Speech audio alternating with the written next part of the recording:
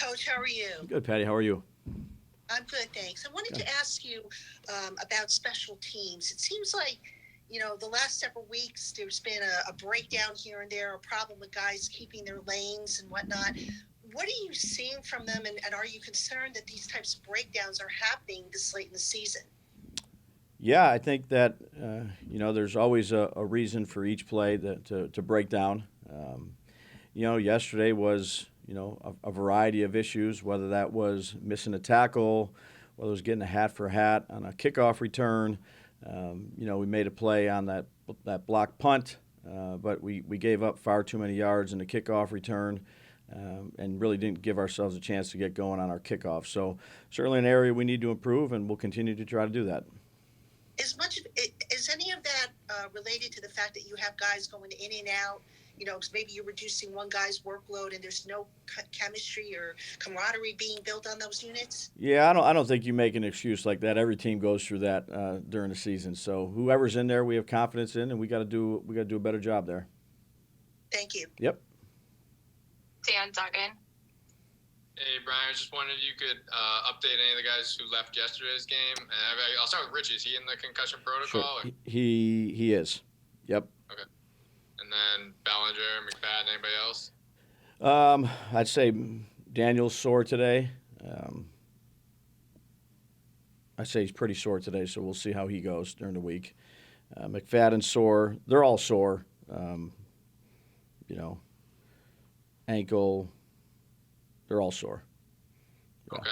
How about some of the guys who didn't play yesterday? I know it's early in the week, yep. But what's your level of optimism on? I guess Leo, Adoree, McKinney, and Bredesen for this week. Too early to tell. Okay. Then a bigger picture question. Sure. Then the run game obviously has not performed or produced the way it did earlier in the season. What do you think has been? I'm sure there's a lot of factors. What are some of the biggest issues with getting that back on track? Well, I think some of the things earlier in the year too is we had some good numbers, but some of those were from big runs too. So I think you look at the type of game you're playing in, whether you're behind, whether you're getting as many touches as you want to get. You look at the play design, you look at all 11 on the same page. I think it's probably a variety of things, Dan. Certainly missing a few big plays out there is one of them. And then just being on the same page and making sure we get a hat for a hat and getting downhill and making some positive yards. So, and then I'd say some of the games were, we didn't run it probably as much as we would have run it based on where we were at. So, all that being said, we're not doing a good enough job. All those other things to me are just, I'm giving you some examples, but they're really, not making any excuses. Just got to do a better job. Thanks. Yep. Please raise your hand if you have a question for Coach Daboll.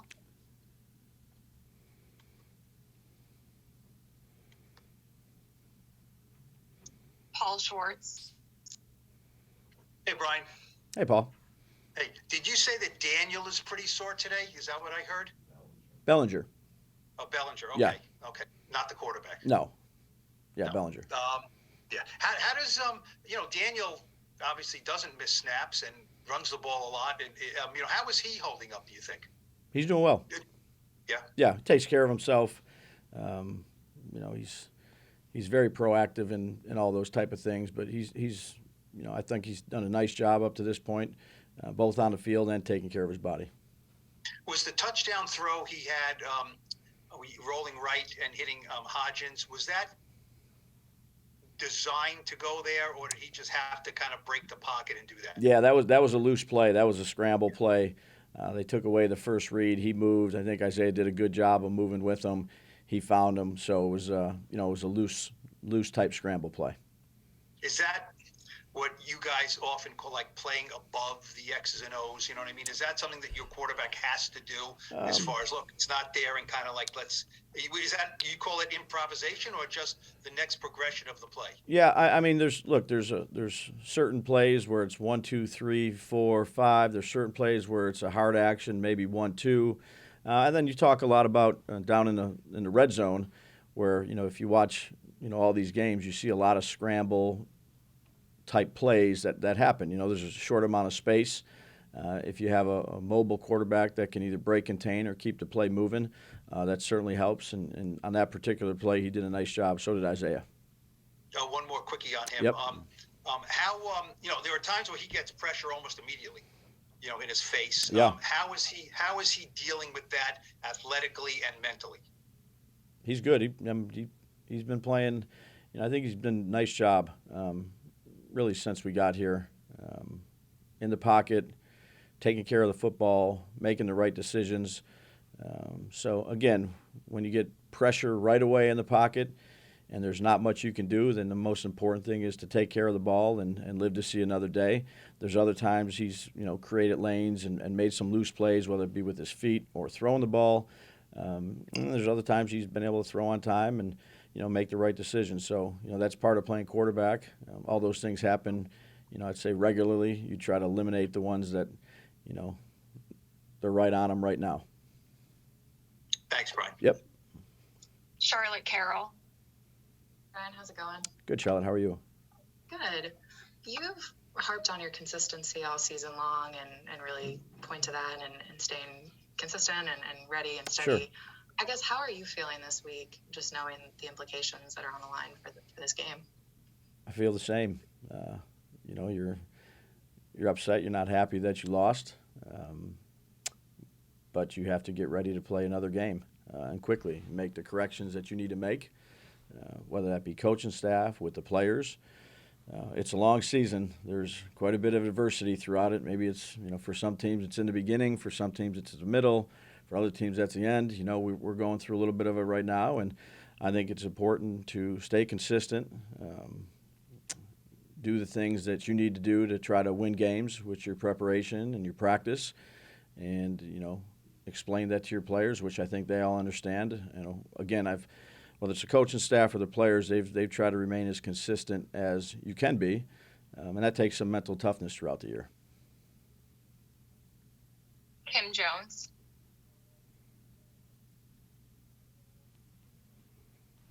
Kim, you're on mute. Gotcha. I say rookie mistake, That's but okay. I'd be lying to all of you. I apologize.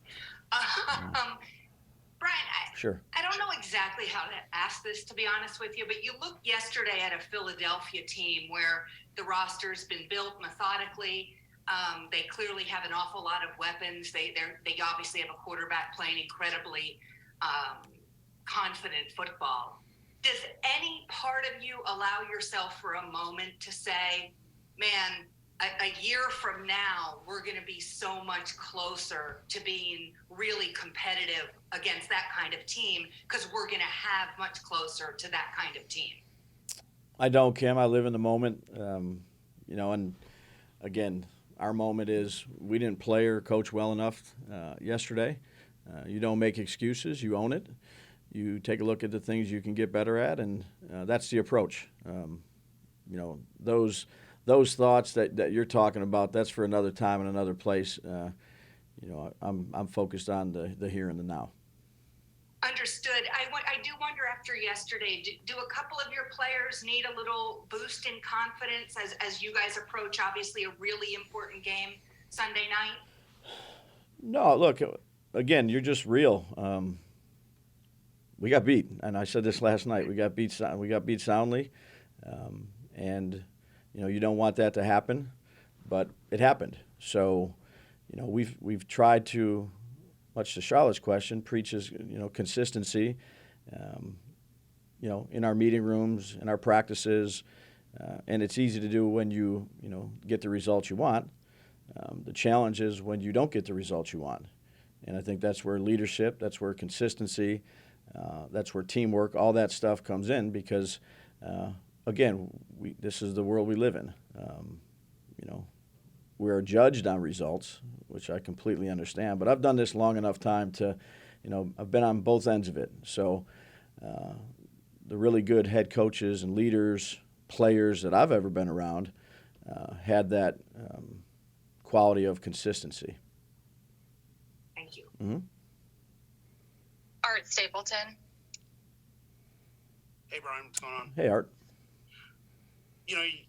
We all know the consistency aspect, and I think it go back a couple weeks ago.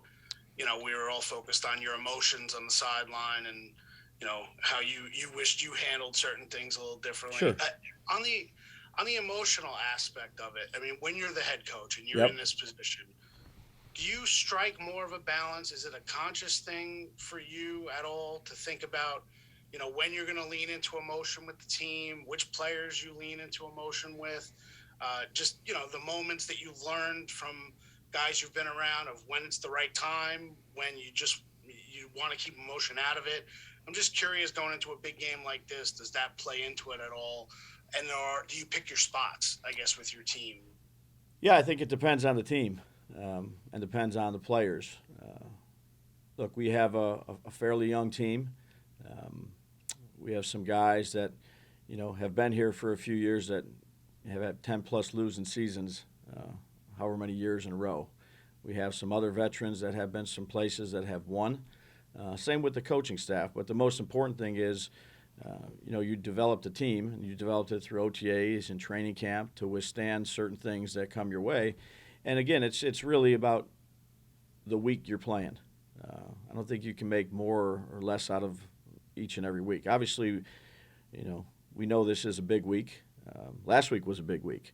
So our focus has to be on the things that we can control, which is the here and the now, and do the things that we need to do to give ourselves the best chance, and then ultimately go out there and, play well and coach well on Sunday. Thanks, Mark. You got it. We'll take 3 more. Bob Brookover. Hey, Brian. Hey, Bob. An obviously big discrepancy yesterday was their ability to make explosive plays, and it's something that if you look out through the course of the season, they've also had a much better capacity of doing. Is that something that you guys really need to figure out going forward, and how hard is it to become a team like that? Yeah, well, explosive plays help. It's probably one of the top 5 things when you win the explosive play battle that puts yourself in position. That wasn't the only area that we got beat in there, Bob. Third down, rushing. I mean, it was pretty much all the way around yesterday. But, yeah, explosive plays help. They help you when you're on offense, and when you can and stop them and prevent them, they help you on defense. To go consecutively 12, 13, 14-play drives, you usually have to have a lot of things that go right. And inevitably, if you have one thing go wrong, it puts you behind the sticks. And now you're in some passing situations that it's harder to convert on. So, yeah, big plays definitely help. Is that something, though, that you can't really address in the middle of the season? It gets addressed after the season. You have what you have right now, and you can worry about that. And no, we always look. Not that we've created a bunch of them, but we always look for ways to try to do it.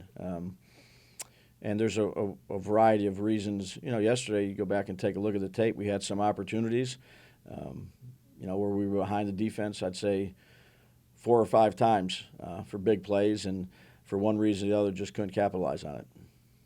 And the one thing I want to ask is it easier to take a game like yesterday and say, hey, let's focus just on Washington and say, just flush this one because it was so lopsided? I mean, did you want them to maybe even quicker than usual to say, hey, let's put our focus on Washington? Yeah, we definitely looked at some particular plays that we have to get fixed because they'll usually show up again. And you looked at some things that were good, and then they're meeting right now, going through some of those things, and then we'll turn it pretty quickly to Washington. We just played them last week. They had a bye week, so yeah, you got to turn it fairly quickly. This time of year, anyways. Thank you. Yep. Tom Canavan. Hey, Brian. How Hey, you Tom. doing? Good. How are you? Good. I know you've talked about this next man up philosophy, but in the past month or so, you've had guys who are out. You've asked guys who are your, depth players to step up and be the starter. Is that asking too much? You can't expect your C guy to play like your A guy, and could that be part of the problem? Well, I think that's what happens to every team if you take a look around the league. So we make no excuses. I think those guys that are in there for us are competing, and they're in there for a reason. And we have confidence in them. And look, it's our job to make sure we're putting them in good positions. Their job to go out there and execute, and that's what it is. Okay.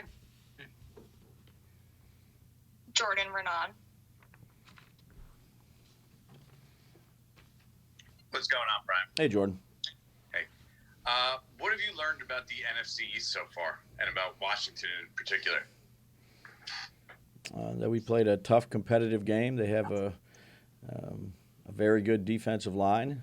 They have a strong running game, an explosive receiver, a quarterback that is, like I said the last time we played them, playing with a lot of confidence.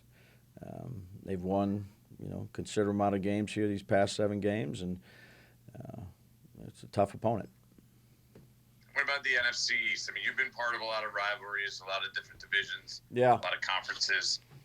What have you learned about the NFC East? Haven't won any games, us. So our focus is all on Washington.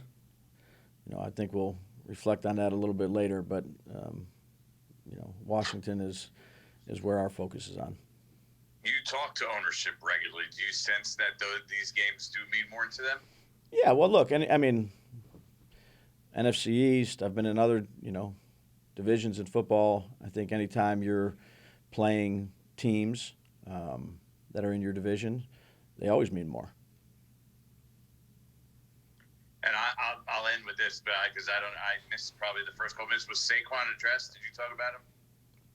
He was not. No, I did not. How does he feel? I mean, obviously he went into that game with an injury, and is it anything that you need to worry about moving forward or address with him, or is it how's that going to work? I think we'll just, hopefully he's a little bit better this week than he was last week. So I'm hopeful. Last one here, Ian O'Connor. Yeah, Brian, some would argue that your team is now being measured, I guess, against a standard of overachievement that you might have set in the first half of the season. Do you welcome that standard of people now expecting the Giants to be a playoff team? And in some ways, is that a compliment on where you are with your program, maybe ahead of schedule? I don't think of it like that. I just, we got to find a way to get a win here. We've had some tough games here these last few weeks. Make no excuses about them. Every game we go into, we prepare, we plan, we practice with the right mindset. All the other things is like not much we can control about that. What we can control is the things we do today and this week, and get ready to play a good Washington team. But just to follow that, I guess Sure. What I'm asking is, you want people to hold you to a certain standard, right? Well, I think we Like have our standard, and that's coming in here ready to work, doing the right things every day, and making the most of every opportunity. That's our standard. That's the standard that we focus on. And again, the results of some of these games obviously are disappointing. The way we prepare, the way these guys play hard, the way they work, I think we've made strides, since we've gotten here. So again, we've had some wins, we've had some losses, but the standard really doesn't change with the guys in our building. I would say our building, being a pro and trying to do the right stuff, and we certainly appreciate our fans and the people that support us, and you want people to expect you to win, and we're working towards that.